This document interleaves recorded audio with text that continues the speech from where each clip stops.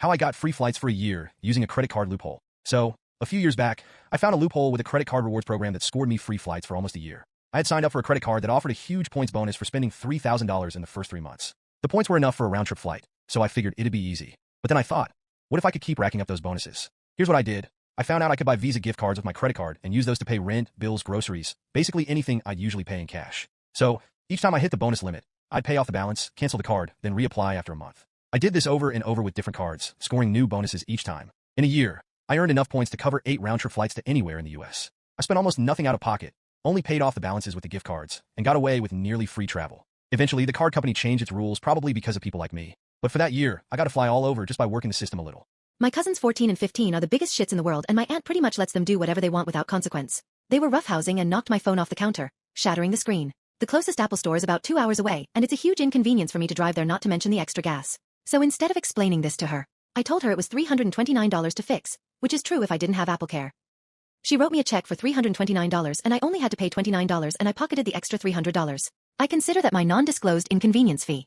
My friend died a few months back due to heart problems. He was taking care of himself, so it was a shock to everyone, especially his wife, who was with him at their house when he died. Due to this, she decided to move somewhere else, and because she and her daughter were still distraught, she asked me to pack up his stuff. He had some boxes in his basement, and after a while I started feeling nostalgic and decided to look into them. I found pictures of us from when we were kids all the way to before we got married. That was enough to make me feel bad, and I just got back to taping them up. But one of the boxes seemed to be in much better condition, so I decided to check it in case it was something important. To my surprise, I found out pictures of him and my wife from when we used to hang out together, as well as more recent pictures from family reunions. The most recent being from my wife's birthday party. Alongside the pictures there were letters that he never sent her.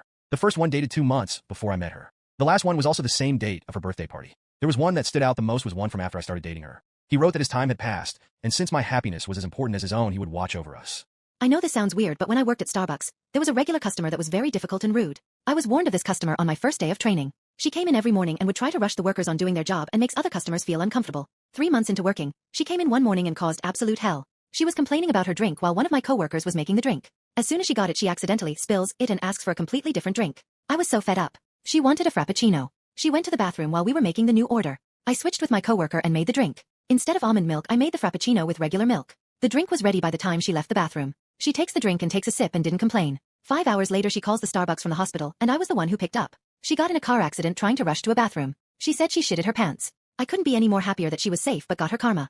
I run a fake restaurant on a delivery app. I registered a company, bought all the takeaway boxes from Amazon, signed up for a few delivery apps, made a few social media accounts, and printed leaflets that I drop in mailboxes. I resell microwave meals. On some meals I add something to make them look better, like cheese. So far it's at around £200 a day in revenue. Nobody suspects a thing. Soon someone will come for hygiene inspection, but I'll pass that check without any problems. It's not illegal to operate out of your own kitchen. I feel kind of proud to be fair and free as a bird from the 9-to-5 life. Should I feel bad? Started with tapping at my window. I thought it was just a branch, until I heard the whisper, "Let me in." The voice sounded like a child, but wrong, like someone mimicking a child's voice and failing. The tapping moved from window to window, then to the door. I stayed frozen in bed as the doorknob slowly twisted. Then silence. That's when I heard the knock. Inside my closet. The air turned cold. I squeezed my eyes shut, but I felt the bed sink as something sat on it. Slowly, the weight crept toward me, until I felt its breath on my face, rancid and wet. "I'm in," it whispered. I don't know how long I was unconscious, but when I woke up, the closet door was open. The knob was scratched like something had clawed its way out. Now, every night I hear the tapping and the whispers. "Let me in." No matter how loud I turn up the TV, no matter how many lights I keep on, I hear it. If you ever hear the knocking, don't answer. If you do, it'll never leave you alone. I know because I let it in. My boyfriend lied about his cooking skills to impress me. Now he's in 2D. So my boyfriend and I have been dating for about 8 months, and everything was going great, until I found out he's been lying about one very specific thing. Early in our relationship, he told me he was a pretty great cook, which was awesome since I love cooking too.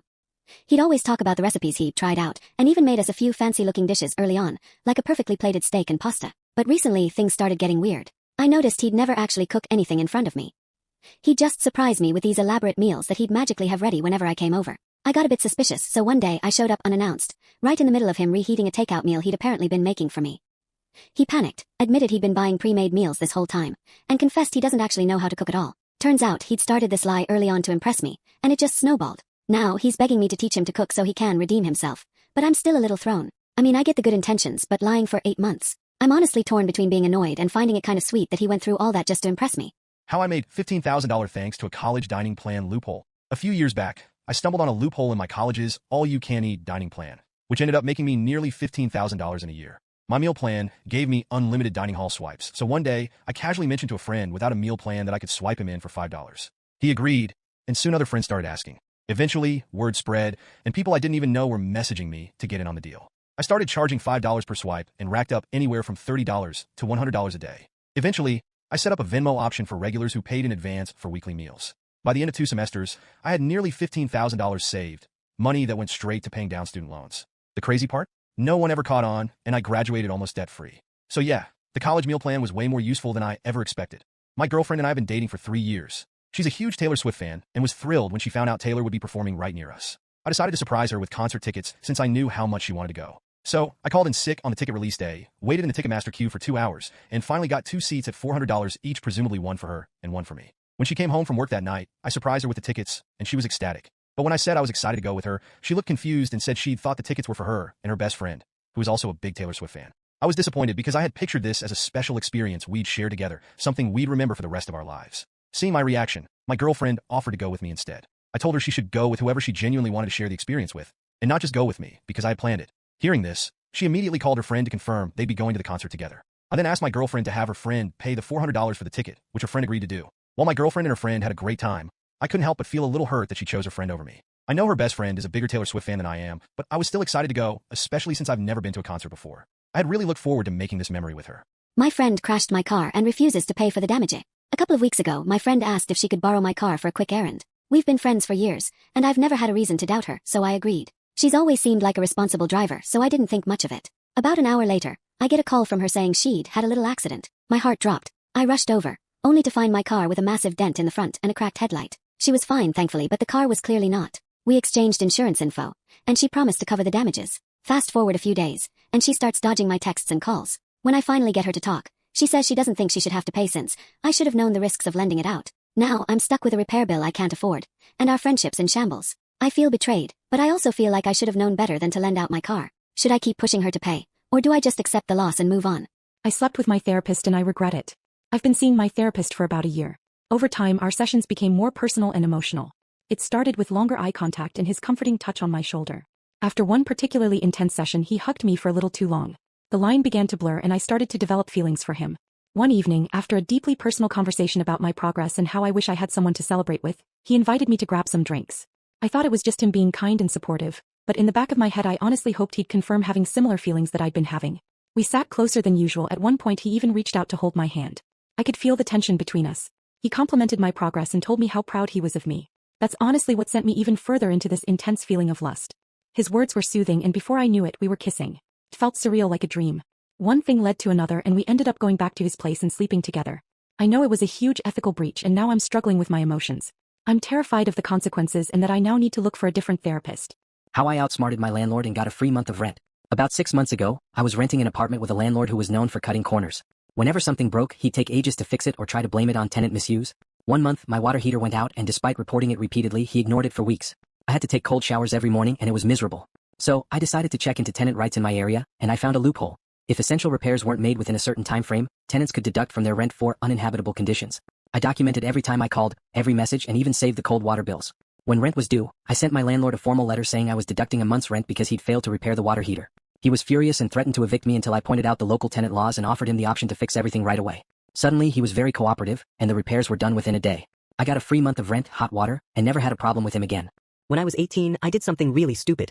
I went up to my aunt and asked her if I could touch her boobs. She was totally shocked, and we both just sat there in awkward silence for a few minutes. I apologized right after and begged her not to tell anyone, and she promised she wouldn't. After that, I avoided her completely. At family functions, I'd stay away from her and barely talk. Now I'm 26, and she's middle-aged. We recently met at a family wedding, and surprisingly, she started talking to me, joking around and acting like nothing happened. I thought her behavior was a bit off, but I didn't think much of it.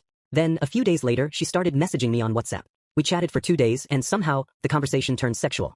After that, she invited me to have sex with her. Now I feel really guilty, especially thinking about my uncle and their kids. I don't know how to handle this or what to say to her. What should I do? I worked at a fast food chain in the 90s when I was in high school. When I worked there, they were in the process of phasing out denominational gift certificates. The way it worked was if you spent more than half of the certificate, they gave you the cash back. So if you ordered $5.50 worth of food and gave them one of the $10 gift cards, they gave you the $4.50 back in cash. My manager was in charge of destroying all the existing certificates as we transitioned to the more traditional credit card-looking gift cards. So my manager said he shredded the certificates like he was supposed to, but one night when I was closing I found 2 boxes of the gift cards tucked deep in the dry storage room. They were filled with the certificates that were supposed to be shredded. So I scooped them up, brought them out to the dumpster in trash bags and threw them away. After we closed, I came back and recovered them back and brought the certificates home. I counted them. There were $1,025, $1,010, and $505 certificates. None of them had expiration dates. Total haul was $40,000 in fast food certificates. My manager never said a word, he couldn't. He had reported them destroyed weeks earlier. Over the next 3 years my girlfriend and I toured every location in our state, and the next 4 states ordering food and getting the change. I bought my first car for $7,800 cash from the change. If you enjoyed this video, I'd really appreciate it if you could subscribe and like this video. Thanks for watching, and until the next time.